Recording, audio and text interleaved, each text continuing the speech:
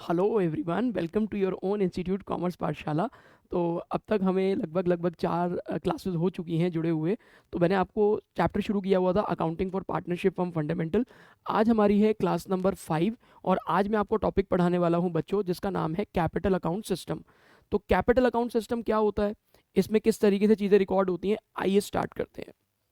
अब वो कहता है कैपिटल अकाउंट सिस्टम क्या होता है। देखिए, कह रहे कैपिटल अकाउंट सिस्टम की अगर आप बात करें तो वो होता है जी system under which transactions between partners and firm shall be recorded.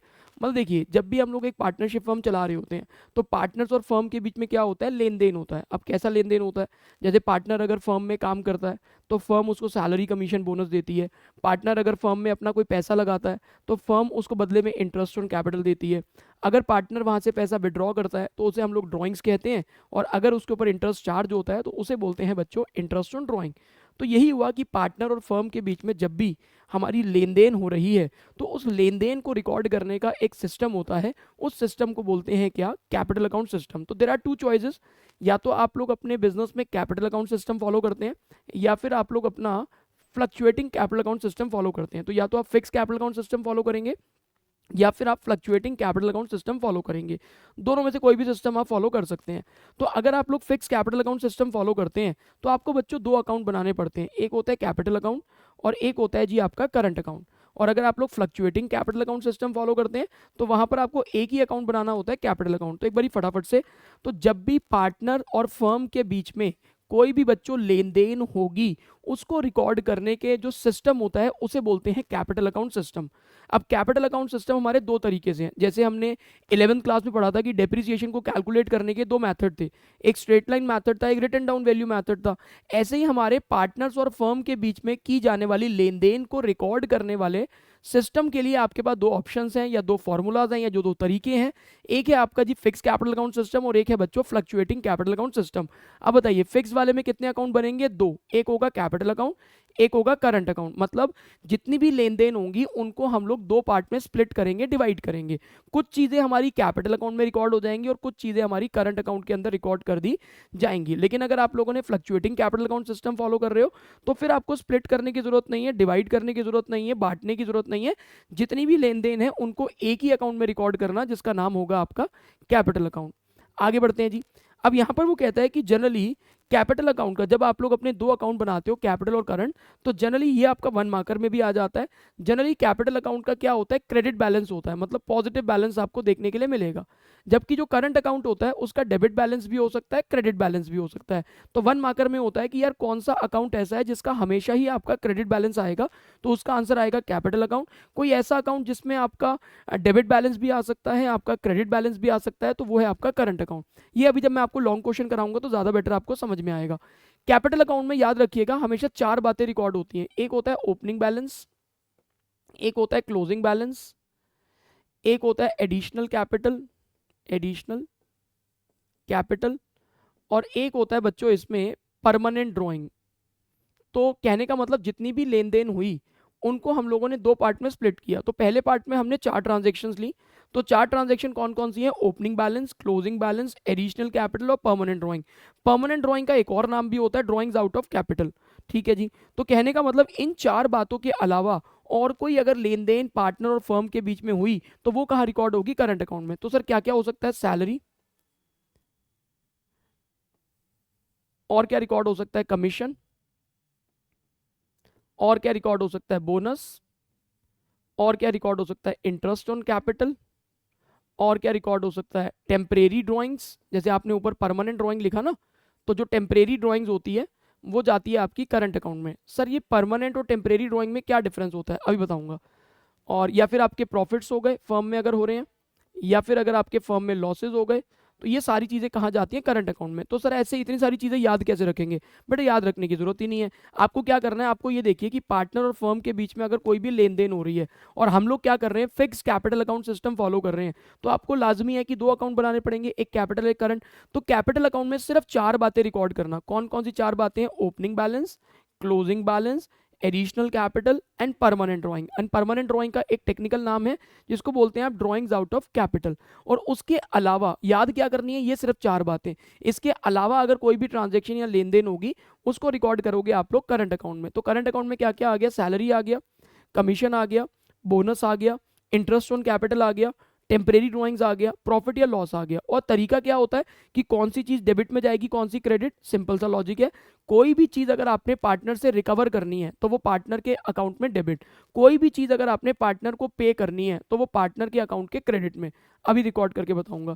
तो अगर आपने fluctuating capital account system follow किया तो ये वाली भी सारी ट्रांजेक्शन, ये वाली भी सारी ट्रांजेक्शन फ्लक्चुएटिंग में कैपिटल अकाउंट में जाएंगी। क्या क्या होगा, opening balance, closing balance, additional capital, और क्या क्या लेन देन हो सकती है, ड्रॉइंग्स, चाहे परमानेंट है चाहे टेम्परेरी है, salary, commission, bonus, profits, losses, interest on drawings, सारी चीजें। अब यार अगर तुम बनाई फ्लक्चुएटिंग रहे हो तो फिर तो कोई चॉइस ही नहीं है ना, सारी चीजें किस में रिकॉर्ड करनी है, सिर्फ कैपिटल अकाउंट में रिकॉर्ड करनी है।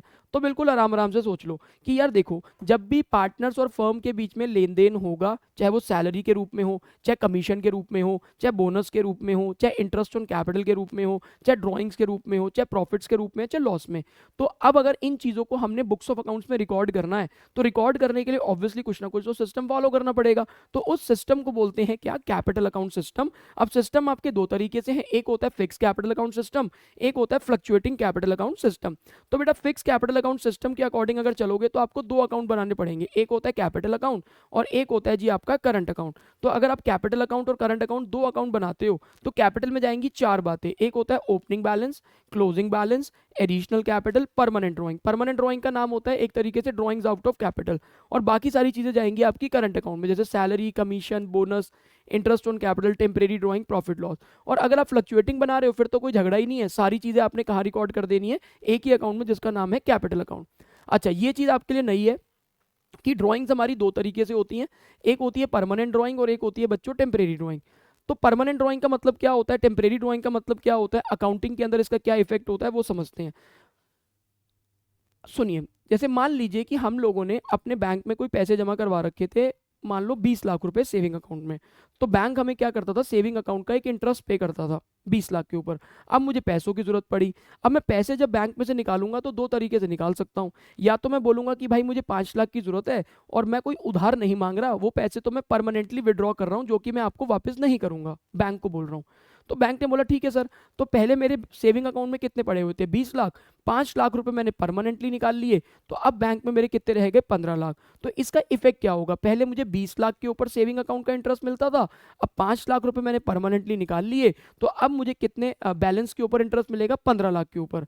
उसी तरीके से अगर ऑनर ने बिजनेस में पैसे लगा रखे थे उसे कैपिटल बोला, और अगर उसको पैसों की जरूरत हुई और उसने पैसे निकाल लिए परमानेंटली, तो फ्यूचर में क्या होगा, जैसे पहले मान लो उसने 20 लाख रुपए कैपिटल लगा रखी थी तो फर्म उसको 20 लाख के ऊपर इंटरेस्ट एंड कैपिटल देती थी। अब उसको 5 लाख रुपए की मान के चलो जरूरत पड़ गई, तो 5 लाख रुपए उसने बच्चों परमानेंटली निकाल लिए। तो पहले उसको 20 लाख के ऊपर इंटरेस्ट ऑन कैपिटल मिलता था, अब उसने 5 लाख रुपए परमानेंटली निकाल लिए, तो अब उसको इंटरेस्ट ऑन कैपिटल किस पे मिलेगा, 20 lakh minus 5 lakh, that is 15 lakh. तो ये तो हुआ अगर आपकी परमानेंट ड्रॉइंग है। लेकिन अगर आपकी टेम्परेरी ड्रॉइंग है तो केस को बदल लेते हैं। मेरे बैंक में ऑलरेडी 20 लाख रुपए पड़े हुए थे, मैंने बैंक को बोला कि मुझे भाई 5 लाख रुपए की जरूरत है, तो बैंक ने बोला कि आपको परमानेंटली चाहिए या ये पैसा आप वापस कर देंगे। हमने बोला परमानेंटली नहीं चाहिए, हम आपको ये 5 लाख रुपए एज अ लोन की तरह ले रहे हैं, वापस कर देंगे। तो बैंक क्या करेगा, बैंक हमारे इंटरेस्ट को नहीं छोड़ेगा, मतलब छेड़ेगा। तो 20 लाख के ऊपर तो आपको इंटरेस्ट सेविंग अकाउंट का मिलता ही रहेगा, बट फर्क इतना आएगा जो 5 लाख रुपए आपको लोन के रूप में दिए बैंक ने, जो कि आप फ्यूचर में वापस करोगे, उसके लिए वो आपसे क्या करेगा, इंटरेस्ट जो है वो चार्ज करेगा। तो अगर आप टेम्परेरी बेसिस के लिए पैसे निकालते हैं तो आपका इंटरेस्ट ऑन ड्राइंग चार्ज होता है, लेकिन अगर आप लोग परमानेंट बेसिस पे पैसे बिजनेस में से निकालते हैं तो आपका फ्यूचर में इंटरेस्ट ऑन कैपिटल जो होता है वो रिड्यूस हो जाता है। अगर सर ड्राइंग के बारे में कुछ भी ना दे रखा हो, सिंपली बोले कि ड्राइंग्स आपकी 10,000 है, ये 15,000 है, नहीं बता रहा कि वो ड्राइंग परमानेंट है कि टेम्परेरी है, तो हमें क्या एज्यूम कर लेना है कि वो ड्राइंग टेम्परेरी है और वो कहाँ जाएगी, करंट अकाउंट में। और उस पर क्या चार्ज होगा बच्चों, इंटरेस्ट ऑन ड्राइंग। कह रहे हैं अगर सिस्टम के बारे में बताना रखा हो कि आपका कैपिटल अकाउंट सिस्टम आपको फिक्स मानना है कि फ्लक्चुएटिंग मानना है, तो वहां पर हम लोग एज्यूम करेंगे फ्लक्चुएटिंग मानना है, क्योंकि क्वेश्चन में कुछ नहीं दे रखा, कोई हिंट नहीं है, तो हम फ्लक्चुएटिंग मानकर एक ही अकाउंट बनाएंगे जो नाम होगा आपका कैपिटल अकाउंट। दो अकाउंट बनाने के चक्कर में हम लोग नहीं पड़ेंगे। इस तरीके से फॉर्मेट होता है बच्चों। ये बनता है पार्टनर का कैपिटल, ये करंट। अच्छा सुनिए, ये डेबिट साइड है, ये क्रेडिट है, तो ओपनिंग बैलेंस कहाँ जाता है? क्रेडिट में। क्लोजिंग बैलेंस कहाँ आता है? डेबिट में। और मैंने आपको क्या बताया था कि अगर हम लोग दो अकाउंट बना रहे हैं तो कैपिटल में चार बातें जाएंगी, एक तो ओपनिंग बैलेंस, एक क्लोजिंग बैलेंस, एक आपका एडिशनल कैपिटल, और एक आपका परमानेंट ड्रॉइंग्स। तो इसे क्या बोल देंगे आप? Drawings out of capital. ये स्पेसिफिकली बताएगा कि ये परमानेंट ड्रॉइंग है। और बाकी सारी चीजें करंट अकाउंट में। तो करंट अकाउंट में क्या जा सकता है? Sir salary, sir commission, bonus, interest on capital, profits का शेयर, ये सब क्रेडिट में। और डेबिट में क्या क्या आ सकता है? लॉस, टेम्परेरी वाली ड्राइंग्स, टेम्परेरी वाली drawings, interest on drawings, losses. अच्छा लिख लिया। तो interest on drawing, drawing loss, ये सब चीज़ें आ गई। तो यार एक बात ध्यान से देखो, अगर आप यहाँ पर ध्यान से देखो तो हम लोग कौन सी चीज़ क्रेडिट में लिख रहे हैं, कौन सी चीज़ डेबिट में लिख रहे हैं। तो जो जो चीज़ें हमने पार्टनर्स को देनी है, जैसे क्या क्या देना हो सकता है, हमने पार्टनर को सैलरी देना है, कमीशन देना है, बोनस देना है, इंटरेस्ट ऑन कैपिटल देना है, प्रॉफिट देना है। तो जो आपने पार्टनर को देना है वो आता है क्रेडिट साइड में, और जो पार्टनर से रिकवर करना है, लॉस रिकवर करने हैं, ड्रॉइंग रिकवर करना है, इंटरेस्ट ऑन ड्रॉइंग रिकवर करना है, तो ये चले जाते हैं डेबिट में। तो रूल क्या था? Anything recoverable from a partner shall be debited to his account, anything payable to the partner shall be credited to his और हर अकाउंट। और यहाँ पर भी आप देखिए ओपनिंग बैलेंस क्रेडिट में क्यों आया? क्योंकि कैपिटल अकाउंट का बैलेंस होता है क्रेडिट, और क्रेडिट बैलेंस अकाउंट्स के ओपनिंग बैलेंस जाते हैं क्रेडिट में, और क्लोजिंग बैलेंस आते हैं बच्चों डेबिट में। और अगर ड्रॉइंग्स है तो वो रिकवरेबल है, एडिशनल कैपिटल है तो कहीं ना कहीं वो हमारा एक तरीके से कैपिटल को बढ़ा रहा है, और कैपिटल को बढ़ाने वाली चीज़ क्रेडिट में और कैपिटल को कम करने वाली चीज़ हमारी डेबिट में। तो उम्मीद करता हूँ कि आपको इसका फॉर्मेट और स्ट्रक्चर भी समझ में आ गया होगा। और अब चलते हैं हम लोग कुछ टेस्ट योर अंडरस्टैंडिंग वाले क्वेश्चंस के ऊपर। तो एक बार आप वीडियो को पॉज कर लें और देख लें कि आप कितने क्वेश्चन ट्राई कर पाते हैं, और देन फिर मैं आपके चेक करवा देता हूँ। जैसे under which capital account system two account shall be prepared, तो फर्स्ट वाले का आंसर क्या हो गया भाई? सर फर्स्ट वाले का आंसर हो गया, अगर आपके ऐसा सिस्टम बताइए जिसमें दो अकाउंट बनते हैं, तो सिस्टम का नाम है जी fixed capital account system. Number two पे आइए। नंबर टू कहता है interest on capital shall be posted on which side of the partner capital और करंट, क्योंकि ऑब्वियसली अगर आप fix capital account system follow कर रहे होंगे तो वो करंट में जाएगा, और अगर आप फ्लक्चुएटिंग फॉलो कर रहे होंगे तो वो कैपिटल में जाएगा। वो कोई बात नहीं, दोनों में से किसी में जा सकता है, बट वो आपसे क्या पूछ रहा है? साइड। अब आपको साइड अगर पता करनी है कि डेबिट या क्रेडिट, तो आप ये देखिए कि अगर पार्टनर को वो चीज़ हमने देनी है तो क्रेडिट साइड पे, पार्टनर से अगर हमने वो चीज़ लेनी है तो डेबिट साइड पे। तो interest on capital firm partner को देता है या पार्टनर से लेता है? तो सर ऑब्वियसली देता है, तो ये कौन सी साइड पे जाएगा? क्रेडिट साइड पे।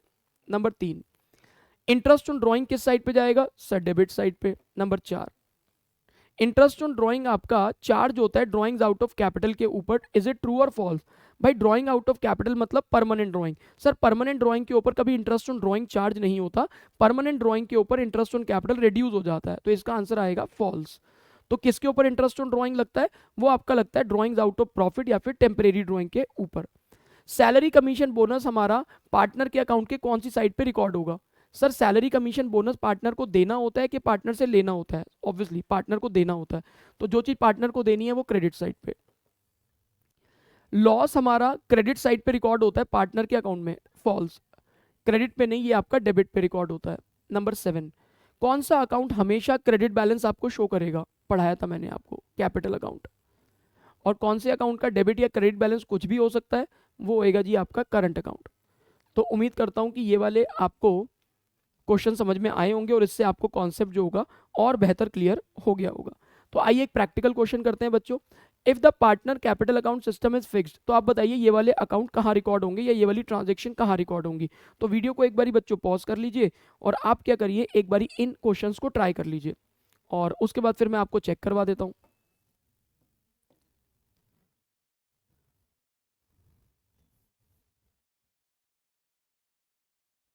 ठीक है जी। तो अगर partner capital account system fixed है तो आपको दो अकाउंट बनाने पड़ेंगे, एक होगा कैपिटल अकाउंट और एक होगा आपका करंट अकाउंट। तो सैलरी कहाँ जाएगा सर? करंट अकाउंट में। सर कैसे याद रखें? भाई कैपिटल अकाउंट में चार बातें जाती थी, कौन कौन सी चार बातें? Opening balance, closing balance, additional capital और परमानेंट ड्राइंग। इसके अलावा कोई और ट्रांजैक्शन या लेन देन देखने के लिए मिली तो वो कहाँ जाएगी भाई? करंट अकाउंट में। आज आगे बढ़ते हैं। क्या हो गया भाई इसको? चलो जी ठीक है। ड्राइंग्स कहाँ जाएगा सर? ड्राइंग्स के बारे में दे नहीं रखा कि ये आपकी परमानेंट ड्राइंग है कि टेम्परेरी ड्राइंग है, तो भाई अगर कुछ नहीं दे रखा तो टेम्परेरी मानना है, तो कहाँ जाएगी? करंट अकाउंट में। एडिशनल कैपिटल, एडिशनल कैपिटल तो बच्चों कैपिटल में जाती है, क्योंकि चार बातें, opening capital, closing capital, additional capital और परमानेंट ड्राइंग। प्रॉफिट कहाँ जाएगा सर? करंट अकाउंट में। और अगर कमीशन देनी है तो कमीशन कहाँ जाएगा भाई? भाई कमीशन भी हमारा कहाँ जाएगा? करंट अकाउंट में। तो ऐसे आप लोग बाइफिकेट कर लीजिए। एक तो आप अकाउंट में बाइफिकेट कर सकते हो कि भाई कैपिटल में जाएगा, करंट में जाएगा, और एक आपको ये देखना होता है कि वो डेबिट में जाएगा कि क्रेडिट में जाएगा। तो उसके लिए आप लोग क्या कर सकते हो मेरे भाई? उसके लिए आप लोग ये देखो कि अगर आपने कोई भी चीज़ पार्टनर को देनी है तो क्रेडिट में, कोई भी चीज़ अगर आपने पार्टनर से लेनी है तो डेबिट में। एक रूल तो ये है।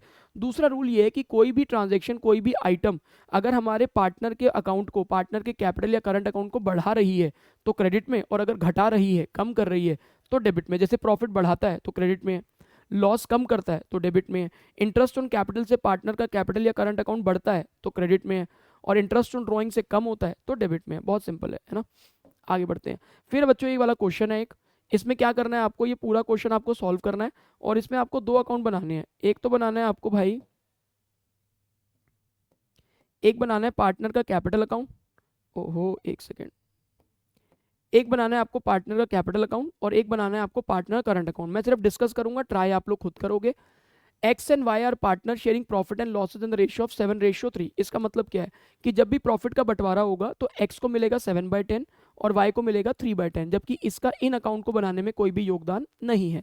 कैपिटल अकाउंट का बैलेंस ओपनिंग दे रखा है क्योंकि 1 अप्रैल को है, तो 5 लाख और 4 लाख, तो ये कहाँ चला जाएगा? यहाँ पे हल्का सा हिंट बता देता हूँ, ये आ गया 5 लाख और ये आ गया आपका 4 लाख। पेन दूसरा ले लेते हैं भाई। चलो जी, अब कह रहे हैं इंटरेस्ट ऑन कैपिटल आपका 5%। अब भाई एक सिंपल सी बात बताओ, इंटरेस्ट ऑन कैपिटल कहाँ जाएगा? कैपिटल या करंट? सर करंट अकाउंट में। तो ये आ गया आपका इंटरेस्ट ऑन कैपिटल। क्यों? क्योंकि कैपिटल में तो चार ही बातें जानी है, opening capital, closing capital, additional capital और परमानेंट ड्राइंग। और आगे बढ़िए, 5% है तो भाई 5 लाख का 5% कितना हो जाता है? 25,000। 5 लाख का और 4 लाख का 5% हो गया 20,000। ठीक है जी। अब आपको दे रखा है ड्राइंग। सर ड्राइंग के बारे में दे ही नहीं रखा कि टेम्परेरी है कि परमानेंट है, तो क्या मानोगे? टेम्परेरी है। तो टेम्परेरी ड्राइंग जाती है मेरे भाई करंट अकाउंट में। आ जाओ, 72,000 और 50,000, ये रहा। अब आपको प्रॉफिट दे रखे हैं फर्म के आईओसी देने से पहले और वाई को सैलरी देने से पहले 5,000 पर मंथ का, 8 लाख के दे रखी है प्रॉफिट जो है। तो अब मुझे बताइए, सैलरी भी तो वाई को देनी है 5,000 पर मंथ, तो यहाँ सैलरी आ गया, तो वाई को 5,000 प्रति महीना देना है, तो पूरे साल का कितना हो गया? 5,000 इंटू में 12 मतलब 60,000।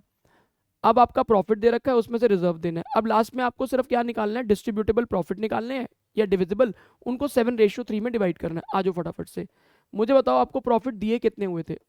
यहाँ देखते हैं। सर फर्म में प्रॉफिट दे रखे थे 8 लाख के, डन हो गया भाई, ये आ गया 8 लाख रुपए के प्रॉफिट। उसके बाद आपको बोल रखा है 10% of the profit are to be set aside as general reserve. तो आपने इसका 10% जो है वो किस में ट्रांसफर कर देना है? वो ट्रांसफर कर देना है भाई जनरल रिजर्व के अंदर। तो 8 लाख का 10% अगर आप निकालेंगे तो हो जाएगा 80,000, और अमाउंट कितना आ गया इसमें? 7,20,000।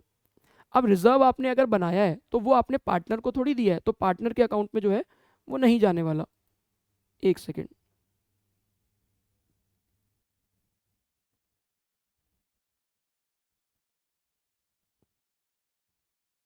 हाँ जी, आगे बढ़ते हैं भाई।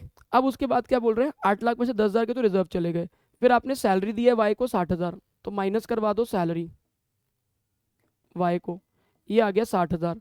फिर आपने माइनस करवा देना है इंटरेस्ट ऑन कैपिटल, क्योंकि ये सब चीज़ें माइनस प्लस करवाने के बाद ही तो हमारा डिविजिबल प्रॉफिट या डिस्ट्रीब्यूटेबल प्रॉफिट आएगा। इंटरेस्ट ऑन कैपिटल कितना था? ये देखो 25 और 20 कितना हो गया? 45, ये माइनस करवा दीजिए।